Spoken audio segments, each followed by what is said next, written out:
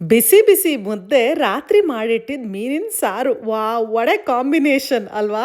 Fish ಸಾರ್ನ ಅವಾಗ ಮಾಡಿ ಅವಾಗ್ಲೇ ತಿನ್ನೋಕ್ಕಿಂತ ರಾತ್ರಿ ಮಾಡಿಟ್ಟು ಬೆಳಿಗ್ಗೆ ತಿನ್ನೋದು ಇಲ್ಲ ಬೆಳಿಗ್ಗೆ ಮಾಡಿಟ್ಟು ರಾತ್ರಿ ತಿಂದ್ರೆ ಟೇಸ್ಟು ಇನ್ನೂ ಸಖತ್ತಾಗಿರುತ್ತಂತೆ. ಯಾಕಂದ್ರೆ ಉಪ್ಪು ಖಾರ ಹುಳಿ ಎಲ್ಲ ಚೆನ್ನಾಗಿ ಫಿಶ್ಗೆ ಸಾರ್ಗೆ ಎಲ್ಲ ಹೋಗಿ ಸೂಪರ್ ಟೇಸ್ಟಿಯಾಗಿರುತ್ತೆ.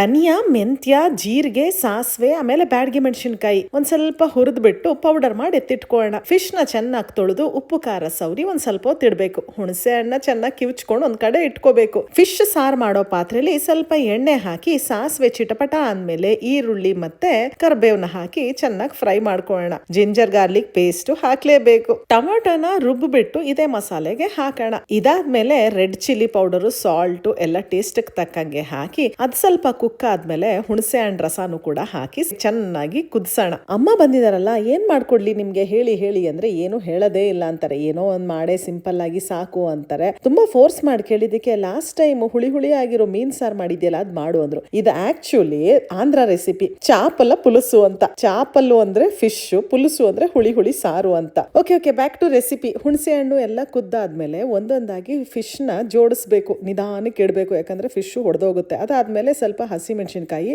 ಆಮೇಲೆ ಫಸ್ಟ್ ಮಾಡಿಟ್ಟಿದ್ವಲ್ಲ ಪುಡಿ ಅದನ್ನ ಹಾಕಿ ಸೌಟ್ ಹಾಕ್ದೇನೆ ಎರಡು ಕೈಯಲ್ಲಿ ಪಾತ್ರೆ ಹಿಟ್ಟಿ ಅಲ್ಲಾಡಿಸಿ ಮಿಕ್ಸ್ ಮಾಡಬೇಕು. ಇದೆಲ್ಲ ಒಂಚೂರು ಕುಕ್ ಆದ್ಮೇಲೆ ಮೀನಿನ ಸಾರ್ ರೆಡಿ.